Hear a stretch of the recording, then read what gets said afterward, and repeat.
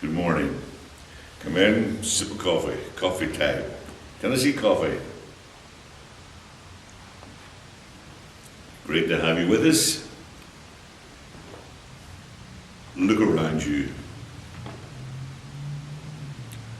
There's a young mother drowning in a sea of credit card debt. Look around you. There's a young father who wishes he could quit pornography, internet porn. Look around you. Just open your eyes. Look around you.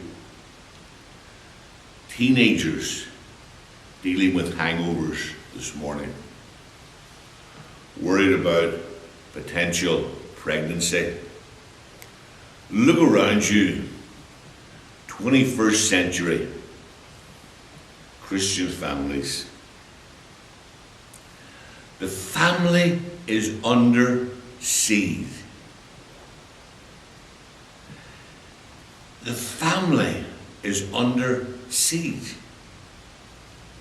Sexual images, financial debt, addiction, busyness, no time for one another, a digital culture that devotes its time to texting, Twitter, whatever else, rather than the sacred text. Families matter to God. You matter to God.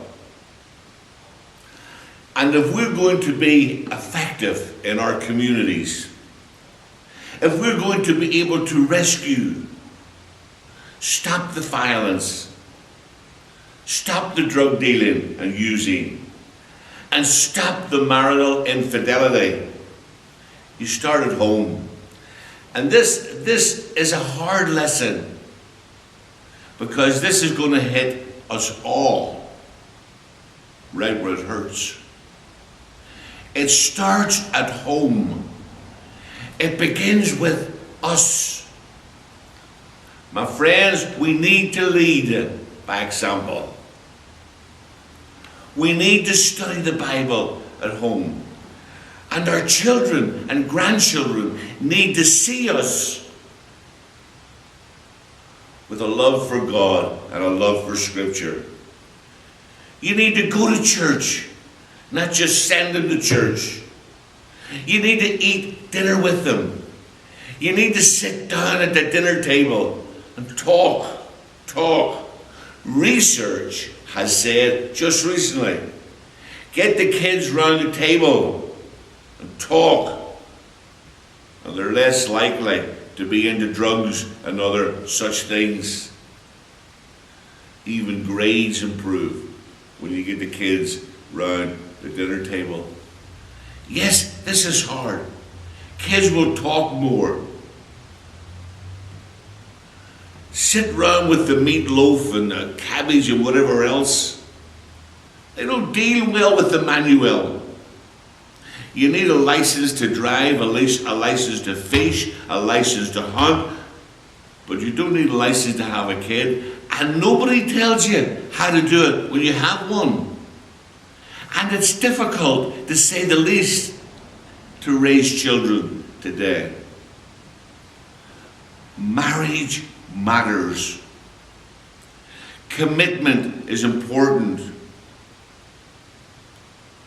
1 out of 3 American children live with a parent who's been divorced, separated, or never married. More and more people accept the view that wedding bells are no longer needed to have a family.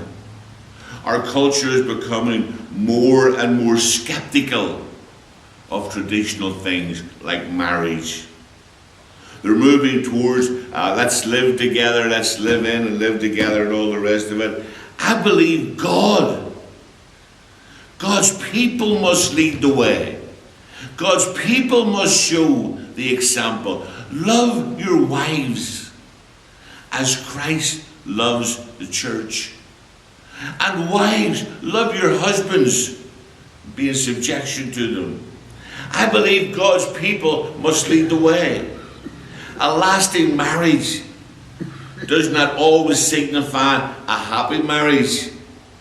There are plenty of miserable couples who have been together for years, stay together for the children's sake, for religion, for some other practical reason. And this is sad. Under the same roof, and after dinner, they get up and leave and go their separate ways. What can we do for these couples? We can teach them. We can show them. We can pray with them. We can show them that God's ways are better. And it's not always greener on the other side. How do you put the spark back into marriage? How do you get them on track again? Get back to the basics, the fundamentals.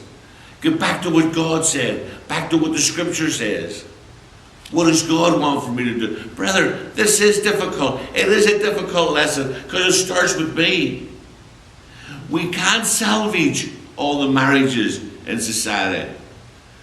But with our own children, our own grandchildren, we can be that example. And we can teach them that with God in their lives, how to safe-proof their marriage. We can teach them to make mistakes is not the problem. We're going to make mistakes over and over again. But I believe the home is a vital part of the church, a vital part of the nation. And I don't believe there is no nation stronger morally, physically, spiritually. It all goes back to the home, to grandparents, to parents, and it all goes back to God. Let me say it again. It can either be a little taste of heaven on earth or a taste of hell. But the choice is yours. Brethren, we need to take the time. We need to invest the time in our homes. May God bless you. May God keep you.